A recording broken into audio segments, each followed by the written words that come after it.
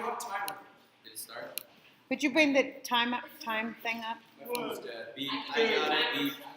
Beep. Go down. See the best recording ever. What do you want the timer to be? I already have Jess. 10 Don't worry minutes. about it. 10 coming down. Start sticking. Could you hold it and show them? 10 minutes and 1 Can second. you put it against the screen? No. He's gonna put it right here. It's fine. No, put it here so I can see it. Oh, recording. You Stop. get the seat or something. No. I was gonna say I never got beautiful Joe's. Who's gonna click the? Who do you? Oh, So now I can click. no, you It's can't. going. Quiet. Go. The Opioid Epidemic by Dash Gardner, Ryan Smith, Cameron Boyer, Blake Delgaccio, and Nicholas Lehman.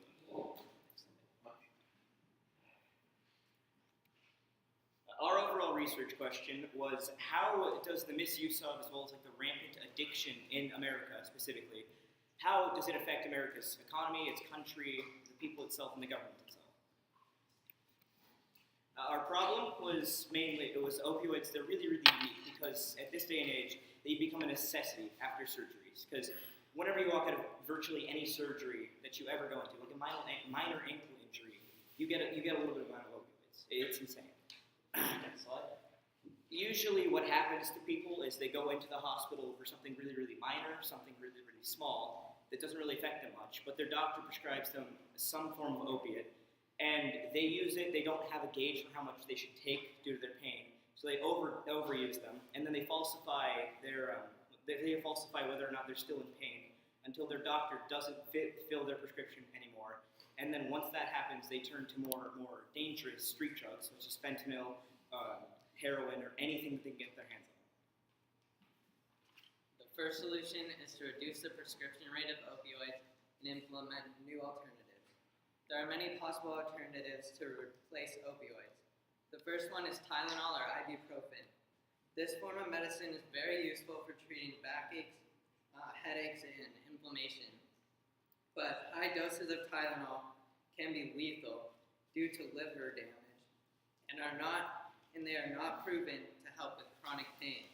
The second alternative is topical therapies. These therapies reduce the risk of overdose by bypassing organs that can be harmed by the drug. They also help with certain types of chronic pain. They have some unwanted side effects like increased risk of cardiovascular and gastrointestinal bleeding risk, though. The third alternative is non-medicinal pain treatment. Some examples are acupuncture, physical therapy, and electrotherapy. These methods are a lot safer, and they have been proven to reduce chronic pain significantly. Although none of these methods are perfect or as effective as opioids, they are still viable options because of how much safer they are than traditional opioids. They also have much potential for improvement in the future because of how new they are to the medical field. Next slide. The pros of this solution would include less addiction through a community while still being very cost effective. As prescription rates lower, this would lead to a decrease in availability and therefore addiction. Some of these opioids are very expensive to buy. According to GoodRx.com, one pill of levorthanol, a pain reliever for moderate to severe pain, costs up to $49. Similarly, one pill of Fentora, a pill used for cancer pain, costs $130. A few of the cons would include illegal and legal drug trade. Reducing availability of these drugs would lead to a black market for opioids, therefore causing a greater strain on the police force. Another would be that most alternatives aren't as effective or potent, but there are still less or non-addictive medications to relieve pain. This graph shows the number of prescriptions each year since 1991. There's been a steady increase with its peak at 2011 and a slight decrease since then. So why are overdose rates still rising? As you can see from this graph, many people get their opioids by means other than prescription. Many you're getting from relatives, and as you can see, drug dealers. So a second solution is to increase government spending on rehabilitation and rehab facilities. So rehabilitative prison time in Norway is something that the U.S. prison systems can adopt. The United States, as you can see, has a next slide, please. The United States, as you can see, has a sharply rising crime rate compared to Norway, which is right here. And so that's because Norway implicates a strict and extensive prison rehabilitation program that helps opioid addicts learn to be independent and responsible. When they get out of prison, they're in most cases fully conscious of their decisions concerning drugs. As a result, they do not get back on them and they do not commit more crimes. So the crime rates after rehabilitative prison time have been shown to be much lower in the U.S. already, according to NIDA. And with Norway's prison rehabilitation programs, the United States is already lowering returning rate of addicts will experience a sharp drop of crime caused by opioid-addicted people. And according to a study done by the National Institute of Drug Abuse, or NIDA, research has shown that for every dollar spent on addiction treatment, $4 are saved in healthcare costs and $7 in law enforcement and criminal justice costs. As you can see, we can and should improve our efforts greatly in addiction treatment, and we do know the results are very productive. Next slide.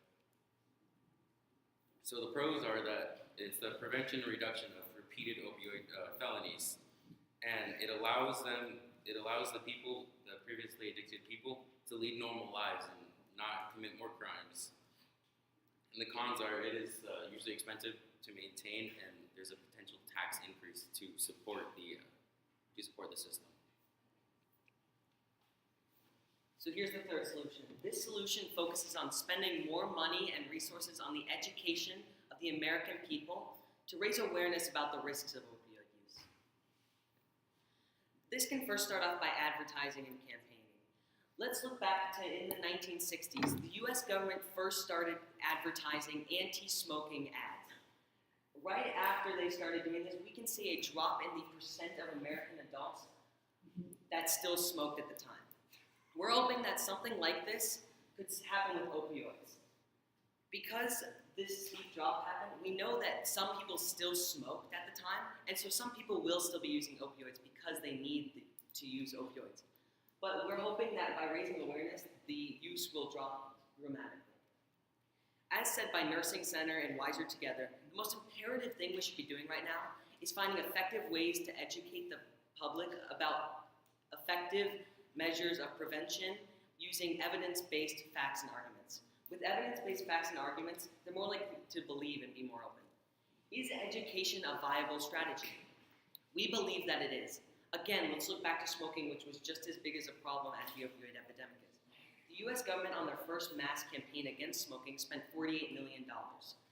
This ended up saving 100,000 people from smoking, which estimates to around $480 per person who quit.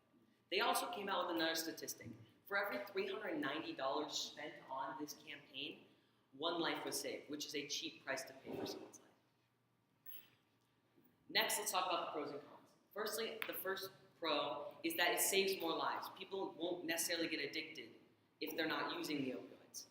It will also raise overall awareness of the negative effects and why maybe you should use an alternative, which leads into them giving alternatives a chance rather than just automatically going with opioids. The cons are that it's probably going to be costly. Maybe not as costly as it was back when they started doing it with smoking because of cheap advertising like Twitter, but it will still cost the government money, which may raise taxes. Also, this may not work on everybody because some people do need to use opioids, but we're just hoping to raise awareness about the overall negatives of opioids. In conclusion, we believe that the most effective solution to solving the opioid epidemic would be the third option, or educating the American populace about the risks and dangers of opioid use. This is mainly due to the fact that, the old analogy that if you want to empty a bathtub with the water's running, what do you do first? Do you grab the bucket and start taking water out and dumping it out, or do you turn off the faucet? You turn off the faucet. We've got to stop the direct influx of people getting addicted to opioids by education before we can try and help those by rehabilitation that have already been addicted, or else we'll be in a constant cycle of paying just a cycle of paying for rehabilitation as more and more people would then get addicted.